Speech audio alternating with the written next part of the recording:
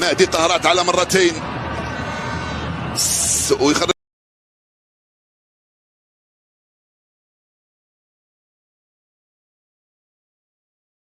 اسماعيل بن ناصر متسلل يا يوسف، توصل يوسف بلايلي، جول وضعية تسلل. قلت لك